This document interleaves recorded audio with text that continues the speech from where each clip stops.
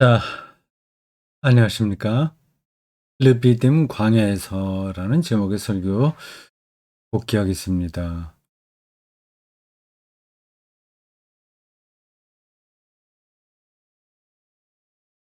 쭉 내려가서 빨간색으로 바꾼 문장을 중심으로 보충하겠습니다. 그럼 만나 이야기 잠깐 나왔어요.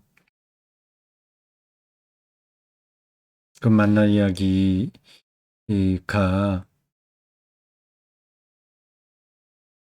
구약 성경에서 차지하는 비중이 대단합니다. 반복돼요. 여러 번 나오죠. 그래서 좀 그를 구체적으로 말씀드릴 수는 없습니다. 이건 중요한 사건이었습니다. 신약에서도 언급돼요.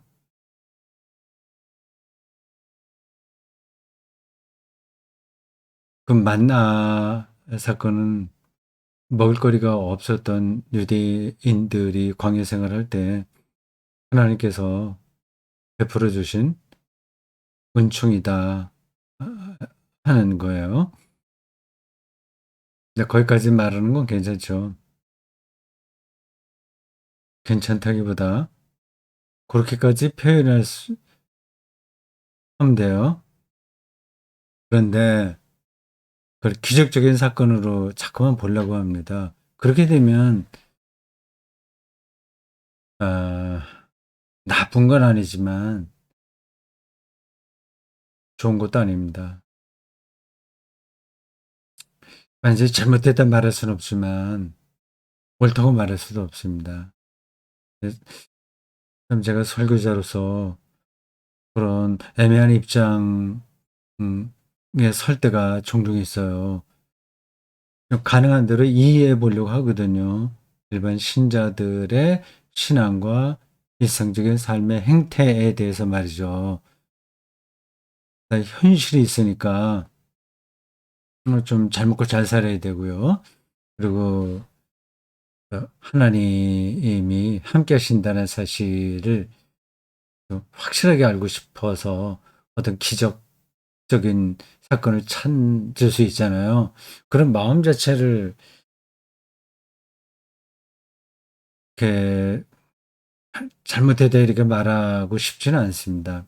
근데 그걸 또 부추기고 싶지도 않아요. 부추기고 싶지 않은 정도가 아니라 관제수가 잘못됐다는 거죠. 근데 그게 또 현실이니까 그렇게 하는 사람들은 영 그리스도의 신앙에서 어긋났다 이렇게 말하기도 힘든 겁니다. 근데 애매할 때가 많이 있어요. 그래서 그 준비가 된 사람들은 한 걸음씩 좀 높은 단계로 올라가서 기독교 신앙의 중심을 잘 찾으면 되고요. 아무리 해도 안 되는 사람들은 그냥 쉽게 이렇게 신앙생활을 됩니다. 신앙생활 해도 됩니다. 그걸 굳이 너 그렇게 하면 안 돼. 이렇게 제가 말하진 않겠습니다. 그래도 또 제가 한마디는 더 해야 되겠습니다. 맨날 노래방에 가서 마이크 잡고 신나게 노래하는 거 이런 걸로 만족하는 사람들이 있고요. 노래를 더 전문적으로 배우려고 하는 사람이 있는 겁니다. 노래방에서 마이크 잡고 재밌게 부르는 거로는 노래의 깊이에 들어갈 수는 없어요. 음악을 전문적으로 배워야 되는 겁니다. 기독교 신앙이 그냥 인생살이 재미있으라고 하는 게 아니거든요.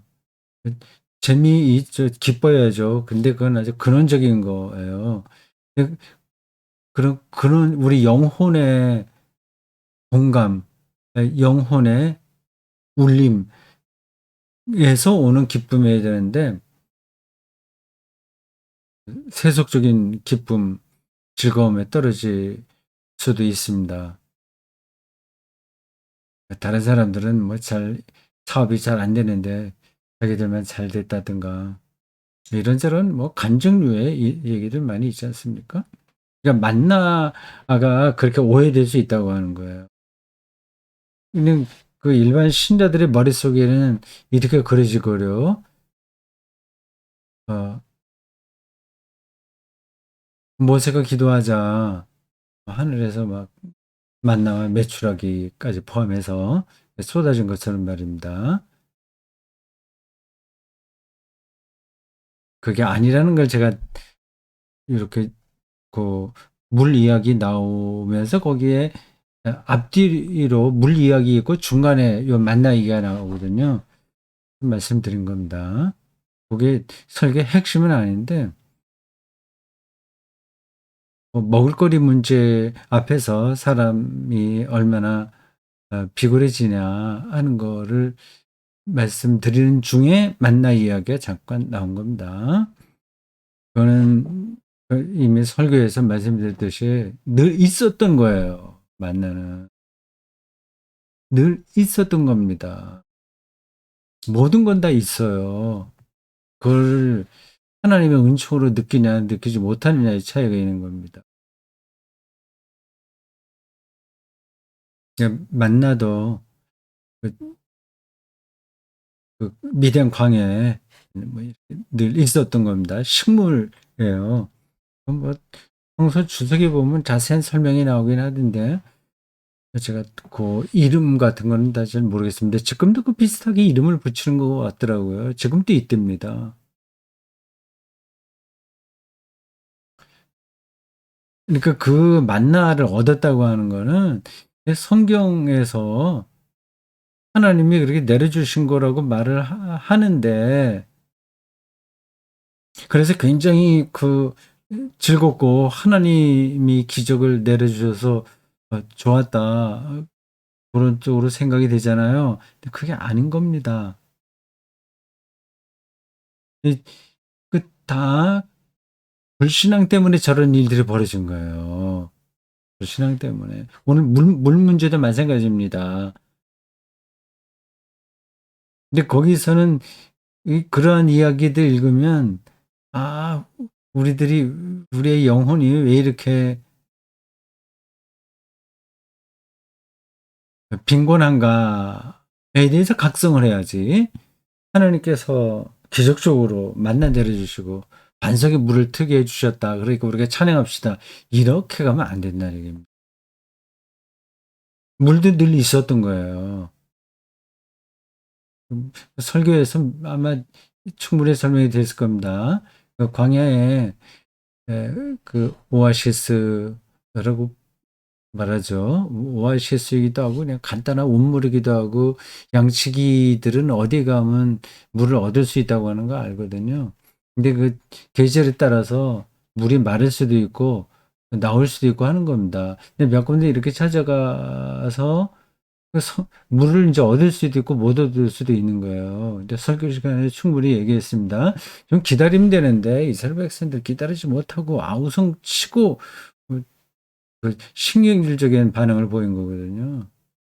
그러니까 그러한 이야기에서 우리가 하나님이 기적적으로 그들에게 뭐 먹을 거리하고 마실 물을 주었다. 거기에 초점을 맞추면 안 되는 겁니다.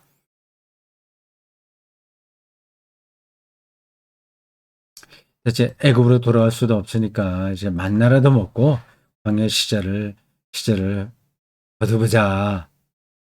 어, 그렇게 생각했겠죠.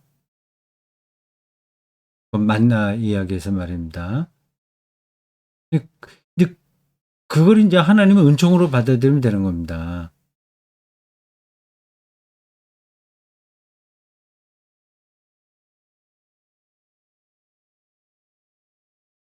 그냥 먹고 마시는 문제는 우리 인간의 삶에서 절대적입니다. 빼놓고는 아무것도 안 돼요. 그거를 소홀하게 여겨도 된다는 뜻이 아닙니다. 예수님이 공생이 시작할 때 세 가지 사탄에게서 시험을 받잖아요. 돌덩이로 떡을 만들어 할 때 너희들이 떡으로만 사는 게 아니라 하나님의 입으로부터 나오는 말씀으로 산다. 이야기를 붙들고 우리는 먹고 마시는 문제는 중요하게 생각하지 않아. 하나님의 말씀만 충분하면 돼. 이렇게 말하면 안 되는 겁니다. 먹고 사는 문제는 중요한 거예요. 그거를 소홀하게 이도록 하는 성경 구절은 없습니다. 근데 문제는 그냥 먹고 마시는 문제, 그건 어려움이 있다고 해서 출애굽은 하나님과의 관계에서 주어지는 해방과 자유의 평화와 안식이거든요. 이런 삶의 본질까지 의심하게 하는 데까지 이른다는 겁니다. 먹고 마시는 문제는 정말 중요해서 바로 앞부분에서 설명했듯이 성찬일식까지 들어오는 거 아니에요. 그럼 먹고 마시는 거잖아요. 빵을 먹고 포도주를 마십니다. 예. 근데 그러한 어려움이 있다고 해서 하나님과의 관계에서 주어지는 평화, 사랑, 기쁨, 안식 이런 것마저 의심하게 된다는 데에 르비딤 광야에서 물 문제로 인해서 서로 다툼이 일어났던 그 이야기의 핵심인 겁니다. 그게 문제. 본문에 병의 구인 민수기 10장 1절에 13절이 있어요. 두 가지 버전이 있는 겁니다. 이 민수기 버전이 좀 더 후대인 것 같아요. 더 자세하게 나왔습니다. 출애굽기 버전은 조금 더 오리지널에 가까워요. 자세하게 설명을 안 해요. 물이 나와갖고 가축도 다 마시고 문제가 해결되고 어떻게 되다 그런 것까지 설명하지는 않고 하나님께서 이렇게 해라. 그래서 그대로 모세가 행했다. 여기까지만 나옵니다.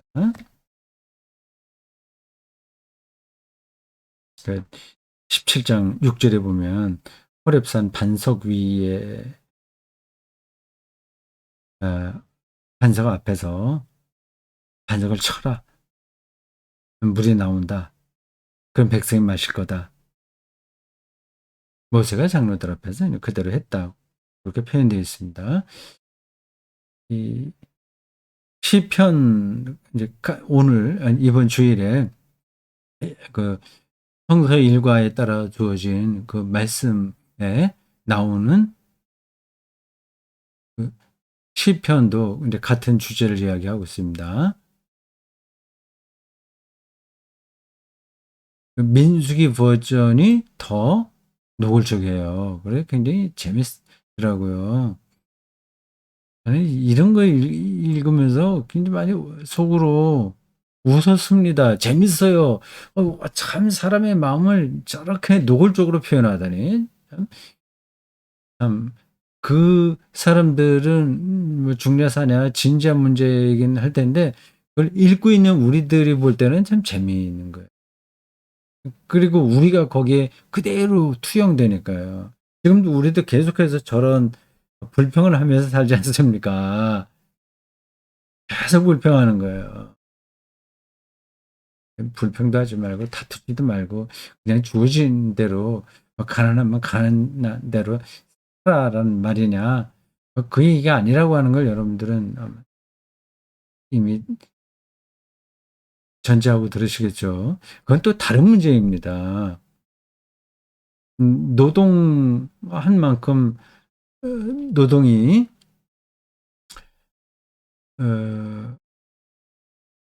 값싸게 여겨지는 거죠. 바람직한 거 아니죠.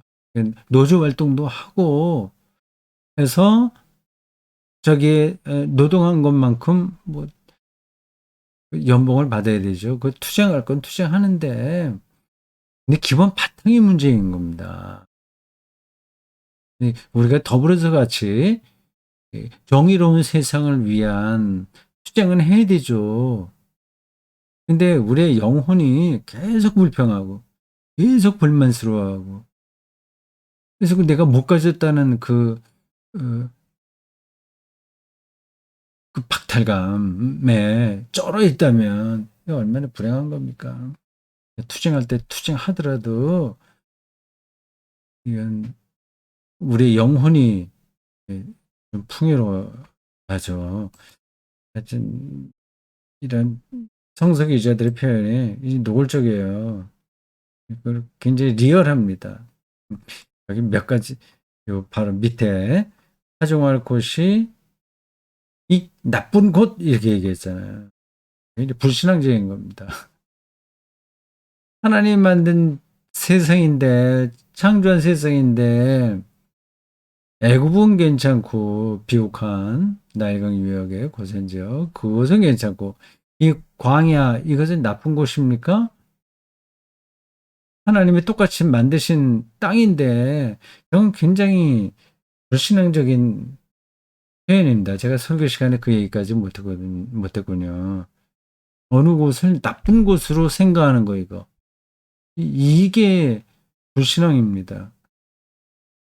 근데 자기들이 불신앙인지도 잘 모르죠. 근데 재밌게 표현했어요. 나쁜 곳. 일단 여기는. 왜 나쁜 곳입니까? 생산성이 없으니까. 일단 건 나쁜 거예요.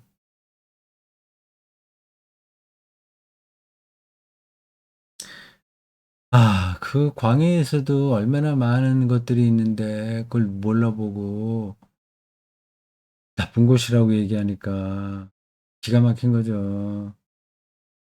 초기 그리스도교에 사막에 교부들이 있었습니다. 일부러 사막으로 나가서 영성 활동을 한 거죠.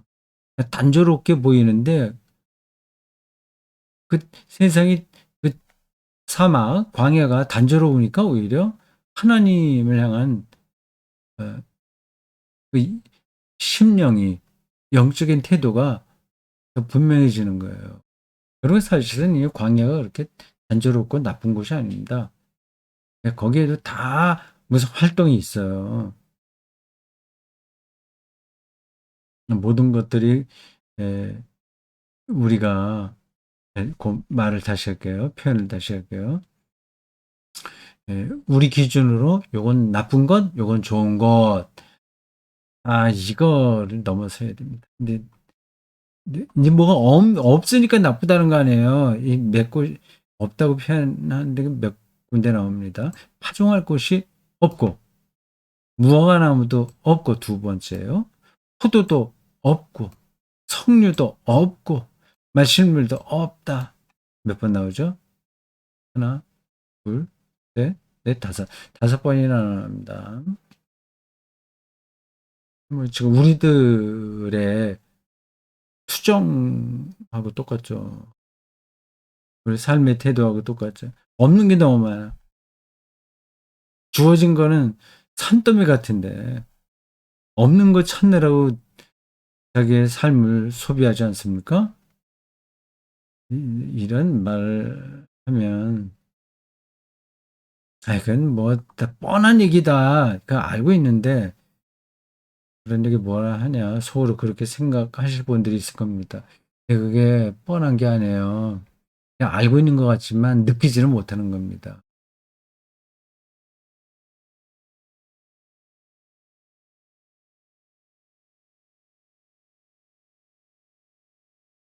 자, 그 오늘 본문의 진행에서 모세가 하나님께 하소연한 이야기까지 왔어요. 부르짖었다고 했습니다. 백성에게 어떻게 하리까? 이게 돌을 던지겠나요?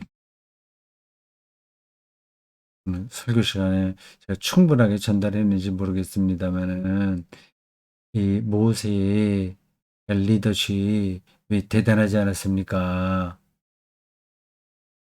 거기 이제 부풀려진 것도 많이 있겠죠. 뭐 영화 같은 데는 더 많이 부풀려진 거고요. 영웅, 영웅처럼 그려집니다. 모세가 말이죠. 영웅은 영웅이죠. 근데 그게 그렇지 않아요. 이- 영웅은 없습니다. 어떻게 보면. 사람은 영웅이 될 수가 없어요. 영웅을 만드는 거죠. 영웅을 민중들이 원하는 겁니다. 자기들이 원하는 판타지죠. 영웅 판타지를 어떤 사람에게 실현해 보려고 하는 거예요. 모세가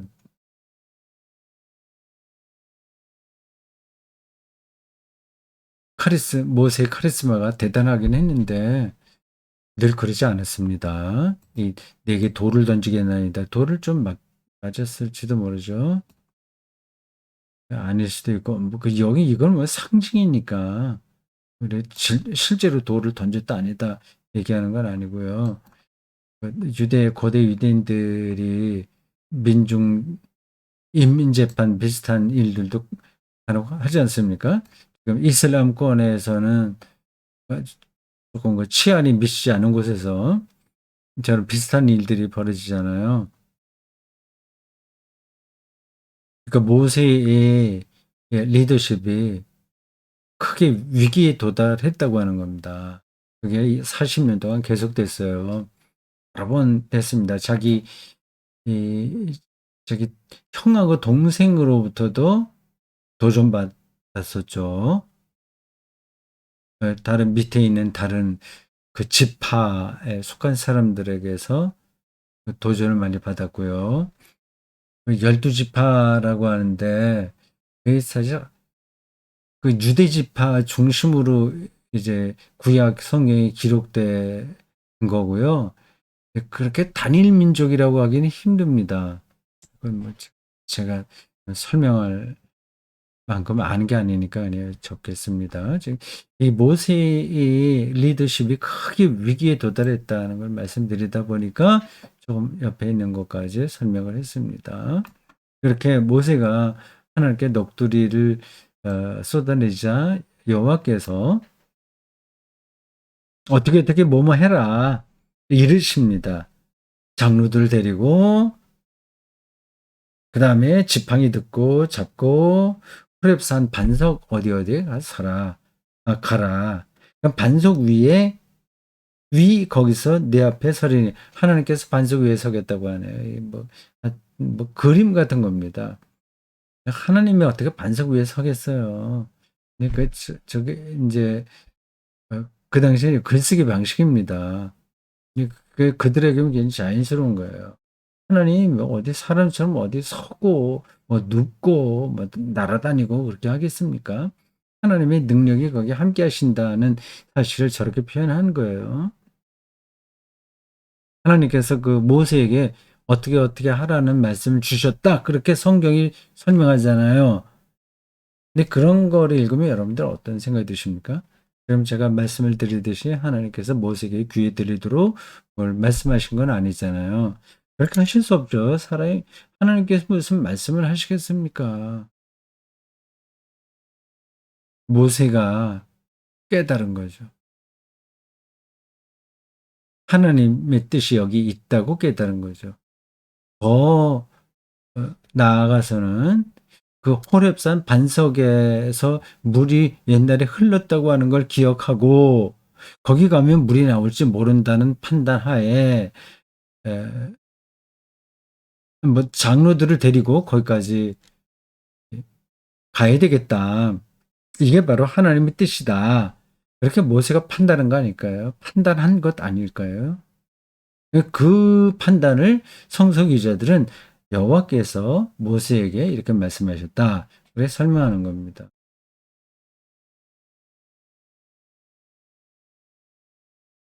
제 이야기를 듣는 분들 중에서 어떤 분들은 성경을 그렇게 좀 긁어내리는 듯이 말하면 어떻게 하냐. 속으로 불편하게 생각하실 수도 있습니다. 여호와께서 말씀하시다 그러면 그런 줄 알지. 그거를 모세가 물을 어디서 얻을 수 있는지 잘 기억해서 그걸 찾아서 뭐 갖고 그걸 깨달아서 어떻게 했는 식으로 굳이 그렇게 말할 필요가 뭐가 있냐. 그렇게 불편하게 생각할 수 있습니다. 네, 성경은 시라고 제가 여러 번 말씀드렸어요. 시처럼 읽어야 됩니다. 거긴 사실과 문학적인 그 글쓰기가 같이 섞여 있어요. 그런 말들은 제가 여러 번 했기 때문에 그래서 또 다시 길게 하지 않겠습니다. 여호와께서 말씀 주셨다. 그러한 성경에 나온 표현들을 들을 때 여러분들은 이렇게 맞서서 이야기하듯이 그리고 조금 좀 이상한 그 목사들이 흔히 말하듯 내가 뭐 성령의 말씀을 들었다. 그렇게 생각하시면 안 됩니다. 성령께서 나에게 말씀하셨다, 깨달음 주셨다. 그게 똑같은 얘기 아니냐 생각할 수도 있어요. 여기서 이 대목을 좀 더 설명하긴 해야 되는데 그만두겠습니다. 음, 깨닫는다고 하는 것이 그래 저쪽 어, 호렙산 반석에서 내가 옛날에 물을 많이 얻었었는데 거기라도 내가 끌고 가야 되겠다는 판단. 근데 그걸 모세가 한 거란 말이에요. 그러니까 사람 지금 어떤 목사를 이제 내가 예로 들다가 이제 말이 조금 엉켰습니다. 목사들도 종종 그런 얘기 하잖아요. 근데 하나님께서 나에게 뭐 깨닫게 하셨다든지, 뭘 알게 하셨다든지, 뭐 그런 거란 말이에요. 그래서 조심스럽게 얘기를 해야 됩니다. 근데 그 잘못 깨닫게 하는 일들이 많거든요. 잘못 깨닫게 하는 게 아니라 그 사람이 잘못인 거죠. 그러니까 그 사람, 선교사라도 좋고, 설교자라도 좋고, 뭐 신학자라도 좋고, 그 일반 신자라도 좋고요. 사람들이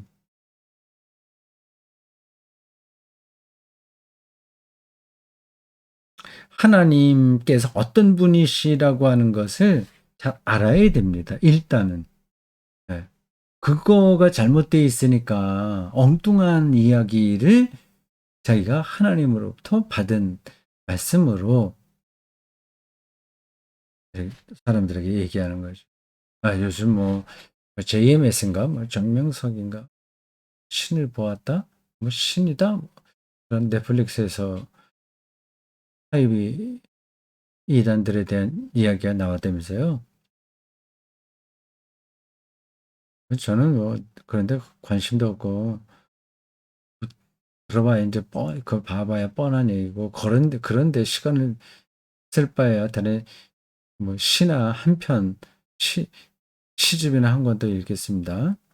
그 외에도 예, 읽어야 될 책이나 등등이 많은데 정말 쓰레기 같은 그런데 이야기에 시간을 쏟고 싶잖아요. 근데 그게 하나님을 잘못 알고 있으니까 종교적으로는 굉장히 뛰어난 사람이라서 자기의 잘못된 하나님 경험을 이 대중들에게 어필시키는 겁니다. 인간은 그렇게 잘못될 가능성이 많이 있어요.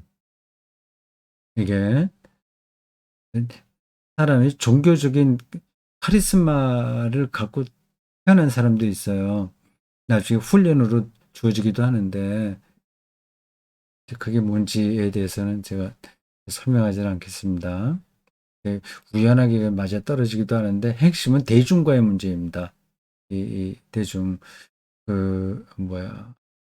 힐러도 대중들을 사로잡는 스피치가 대단했잖아요. 자기가 하는 말에 따라서 대중들이 이리 쏠리고 저리 쏠리고 하잖아요.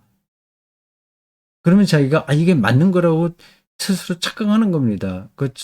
그러한 히틀러 같은 정치인들이나 정명석이나 뭐 두루두루 다 비슷한 거죠. 현상적으로 비슷합니다. 이 대중들을 자기들의 마음대로 휘두를 수 있는 능력이 일종의 카리스마죠. 그게 있는 거예요.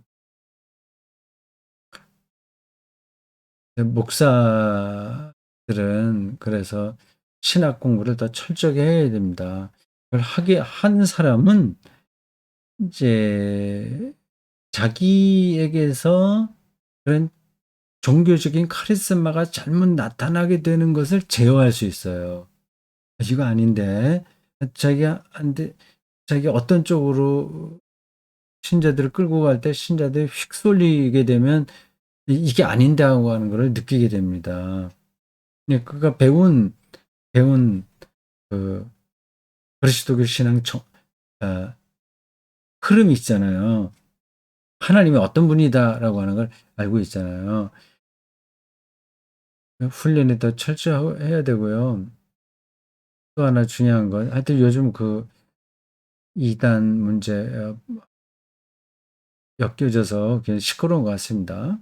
AMS 신천지 뭐 여럿이라면서요. 그리고 그런 현상들이 뭐 정통교회라고 하는 데에서도 약간 모양을 다르게 하지만 나타나고 있어요. 이걸 뭐 너무 길게 시간을 보는 겁니다. 자, 음,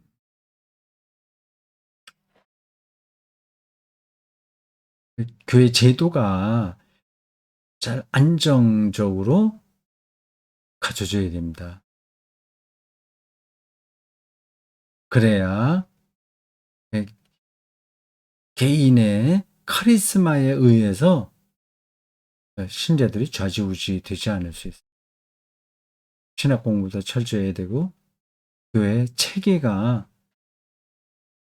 그 개인 그 스타 목사에 의해서 좌지우지되지 않도록 해야 됩니다. 그렇지 않으면 뭐 저런 일들은 계속 반복해서 일어나게 될 거예요. 시간이 많이 갔네요. 뭐 설교 복귀니까 제가 뭐 중요하다고 생각하는 걸 많이 할 필요는 없습니다. 조금 더 보충이 필요한 것만 말씀드리면 돼요. 매트 폭스 요 이야기는 제가 설교 시간에 하지 않았어요. 매트 폭스 맞죠? 원복. 예배 다비아 샘터교회 예배 마치고 서울에 올라가면서 책을 봤거든요. 거기에 나온 이야기예요. 요게 요 책입니다. 매트 폭스예요. 우주 그리스도의 도래 여기에 원복이라는 표현이 나와요. 그게 이제 저거 제가 생각하고 있는 일상에 있는 기적 이야기하고 연관이 돼서 서울샘터 교회 설교 때는 저 얘기를 했는지 모르겠습니다. 근데 이 매트 폭스가 요 책 말고 먼저 나온 게 원복이에요. 그런 제목의 책이 있습니다. 원복, 오리지널 블레싱. 온통 이 일상에는 하나님의 원래 복, 그 창조 영성이에요. 가득한 겁니다.